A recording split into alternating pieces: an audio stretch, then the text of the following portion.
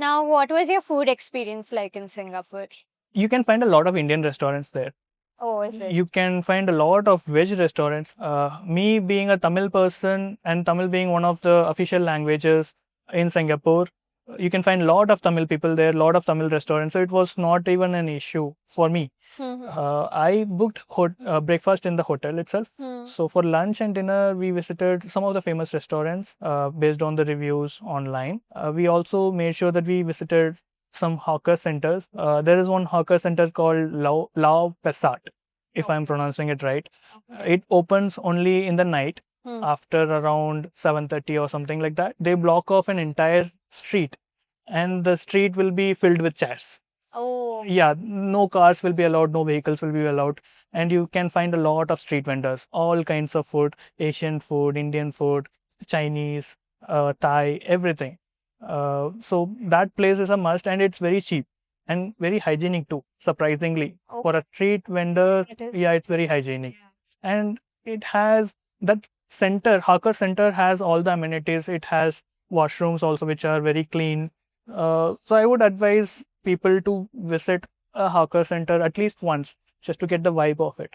All right. So, since you mentioned that you're a Tamilian, did you by any chance visit the Little India? Yeah, my hotel was situated somewhere near Little India. It was like 1.5 kilometers from there. One day we took a walk for a famous Indian restaurant there.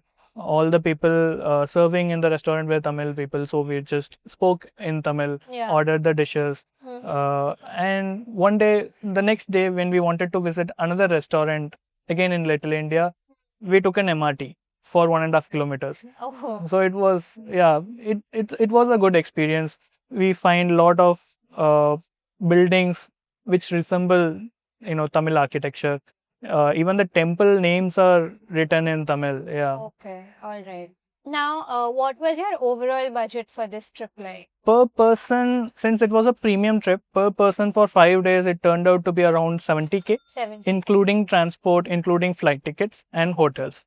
Yeah, it was still a costly for a 4 day trip.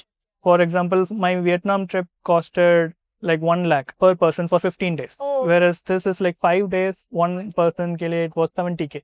It was costlier, but it was worth it. Okay, definitely. Now, would you give any money saving hacks or any tips to our travelers? Use MRT. Yeah. There is no cheaper way to travel. Go to hawker centers. There is no cheaper way to eat.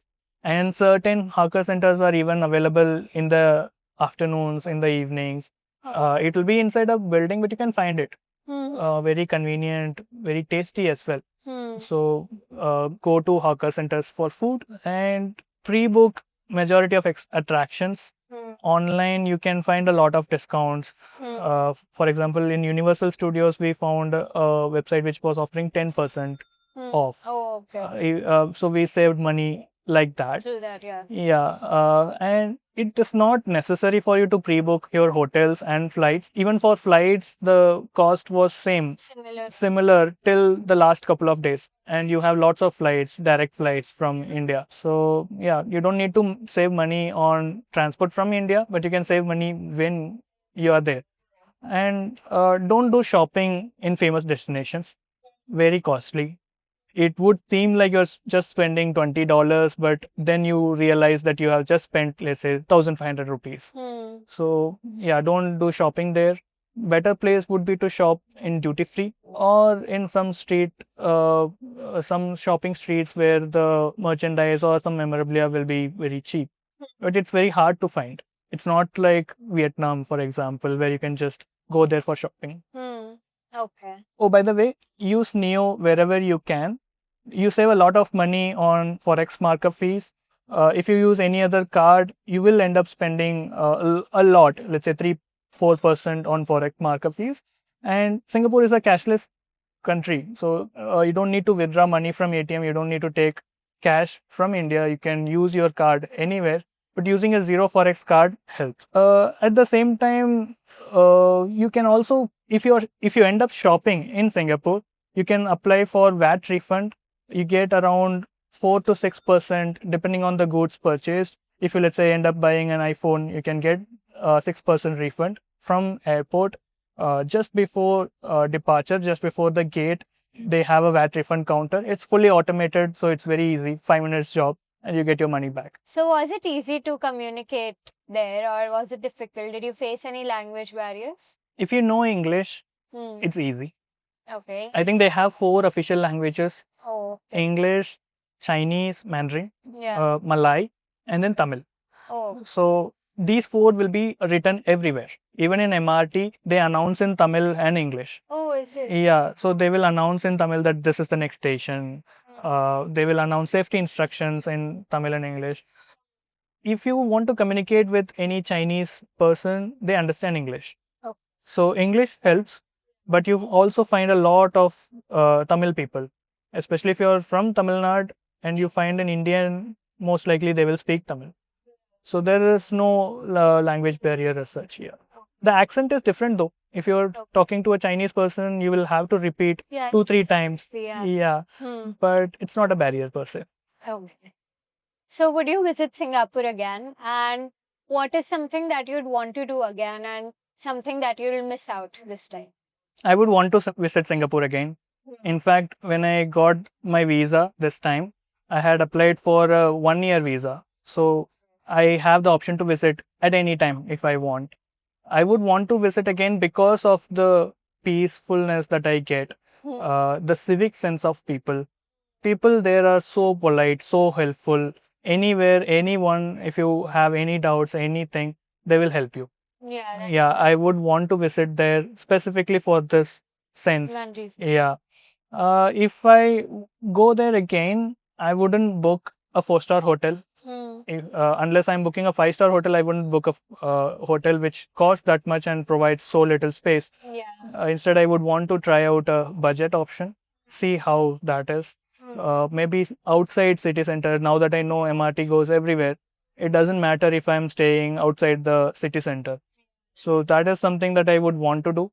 And something that I would not want to do is to avoid certain popular touristy destinations and go to certain offbeat destinations. Let's say in Marina Bay Sands, you have that sky deck. Yeah. Very crowded. You have to book tickets much in advance. And even if you end up booking the tickets and if it starts raining, they don't allow you. They don't refund that money also. Fortunately, it did not rain, but we couldn't spend that much time because of the rain. We had to come down. Instead, there are couple of restaurants in the same floor for which you can just buy a cover charge or something like that for let's say $30, which will be the fee that you end up paying here. But for the $30, you can end up buying a drink or some food, and you get the same view. You can spend unlimited amount of time, and you get to sit near the railings, just enjoy the view. So I would want to do some of those things which other people tend to miss. Would want to explore more of Singapore, explore those offbeat destinations. All right. So any food recommendation do you have for our audience? Yeah, actually you can find Indian restaurants everywhere, right? Singapore itself is a blend of 3-4 cultures together. Because of that, I don't think there is any authentic Singaporean dish. At least I couldn't find any, or at least I didn't know. But when it comes to Indian food, you can get any kind of Indian food, authentic Indian food. Most of the ingredients would be imported from India, but it would be good. But if you visit hawker centers, you can go exotic. You can try something exotic. For example, I wanted to try satay. It was an Indonesian dish, but it was very nice. You can try that as well. It was very tasty. All right. So now we have a fun segment, rapid fire round. Yeah. I'll be asking you questions and you have to reply very instantly to them. Sure. So the first question is, Sentosa or Marina Bay Sands? I would say Marina Bay Sands any day. Okay. Best meal of the trip? Best meal of the day was on that hawker center. When I said satay, it was very nice, coupled with the Indonesian satay. Okay. I don't know if I'm pronouncing it right, but I had to stand in line to get it. Yeah, for half an hour to get it. Oh. It was very crowded, but it was worth it. Okay. One thing you packed but didn't need? I packed an umbrella, but I didn't need that. Even though it was raining, even though it was sunny, but we managed to skip both. somehow, somewhere, we didn't need umbrella at all. Oh. We found a shade or we found something, Okay. but we carried it everywhere.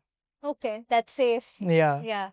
Most Instagrammable spot in Singapore. It was near Marina Bay Sands. It's either on the front side, or if you're in the night, it's on the back side where you can see all those three buildings. But on the front side, if it's in the evening, you can see the entire skyline of Singapore. And it's very peaceful. You can just sit there for hours and you won't know that the time has gone by. All right. MRT or Grab, your pick. MRT. MRT. Any day. Okay. A must-buy souvenir from Singapore. I know it's a cliche, but you should get that lion which is spitting out water. Yeah. It looks cute. Yeah. You don't. I would advise anyone not to visit there. It's very crowded. You don't get any value out of it except a picture, which you would not want to post anywhere. But the toy looks kind of cute, and it's like the national emblem. So Yeah, right. Okay. Travel solo or with company, what do you prefer? I prefer traveling with a company, with a friend or a couple of friends. Okay. Yeah. All right. Best thing about Singapore in one word. Civic sense. One thing you'd do differently if you went again. Yeah, I would want to explore the offbeat destinations. I would want to explore like a nomad, not pay that much. Try and try some budget offerings. Right. Universal Studios Singapore, yay or nay? It is a yay. Okay. Especially if you are anywhere less than 35. Yeah. It is a yay. Yeah, okay.